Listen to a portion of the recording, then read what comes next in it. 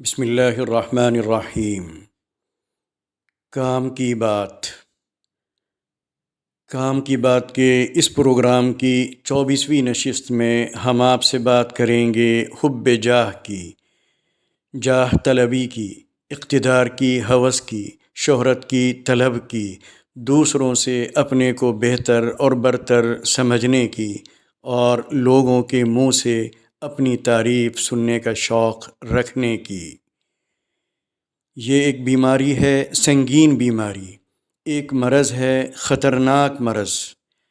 نفس کشی سے یہ مرض دفع ہو جاتا ہے لیکن ختم نہیں ہوتا۔ جہاں نفس کو ذرا طاقت ملی، یہ مرض پھر ابھر آتا ہے۔ نفس جتنا موٹا ہوتا جاتا ہے، یہ مرض اتنا ہی بڑھتا جاتا ہے۔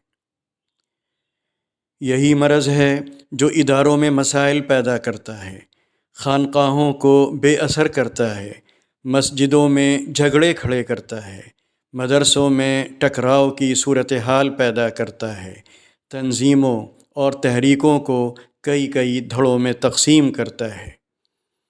یہ اتحاد کی راہ میں سب سے بڑی رکاوٹ، اجتماعیت کی راہ کا سب سے بڑا روڑا اور سچی دینداری کا سب سے بڑا دشمن ہے۔ اس مرض کی سنگینی کا اندازہ نبی کریم صلی اللہ علیہ وسلم کے اس ارشاد سے بخوبی لگایا جا سکتا ہے۔ آپ نے فرمایا کہ 2 بھوکے بھیڑیے جو بکریوں کے ریوڑ میں چھوڑ دیے گئے ہوں، ان بکریوں کو اتنا نقصان نہیں پہنچا سکتے جتنا نقصان اس مرض سے دین کو پہنچتا ہے۔ یہ مرض کب پیدا ہوتا ہے، کیسے پیدا ہوتا ہے اور کیوں پیدا ہوتا ہے، یہ بھی سمجھتے چلیے۔ حضرت حسن رضی اللہ تعالی عنہ فرماتے ہیں کہ جب لوگوں کے لیے جوتوں کی آواز آنے لگے تو احمقوں کے دل کم ہی قابو میں رہ پاتے ہیں۔ یعنی جب واہ واہ ہونے لگتی ہے، آگے پیچھے لوگ چلنے لگتے ہیں، عقیدت مندوں کا ہجوم دکھائی دینے لگتا ہے، کئی سطروں کے القاب و آداب کے ساتھ نام پکارا جانے لگتا ہے، تو اس مرض میں مبتلا ہونے کا خطرہ پیدا ہو جاتا ہے۔ اس مرض سے بچا کیسے جائے، اور اگر یہ مرض لگ جائے تو اس سے چھٹکارا کیسے پایا جائے، یہ بھی سن لیے۔ حضرت علی رضی اللہ تعالی عنہ فرماتے ہیں کہ بولا کم جائے، خاموش زیادہ رہا جائے۔ امام غزالی رحمۃ اللہ علیہ فرماتے ہیں کہ موت کو کثرت سے یاد کیا جائے اور دل میں یہ بات بٹھائی جائے کہ عزت، شہرت اور دولت یہ سب یہیں رہ جانے والی چیزیں ہیں۔ تیسری چیز جو اس مرض میں مبتلا ہونے سے بڑی حد تک محفوظ رکھ سکتی ہے، وہ ہے کسی اللہ والے کی سچی صحبت اور اس کی مجلس میں عاجزانہ، طالب علمانہ اور نیاز مندانہ حاضری۔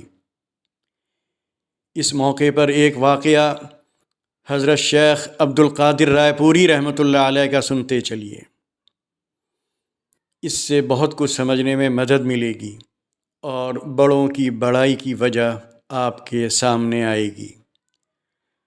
حضرت رائے پوری کی مجلس میں مولانا علی میاں رحمۃ اللہ علیہ کی موجودگی میں ایک شخص نے حضرت رائے پوری سے ایک سوال کیا۔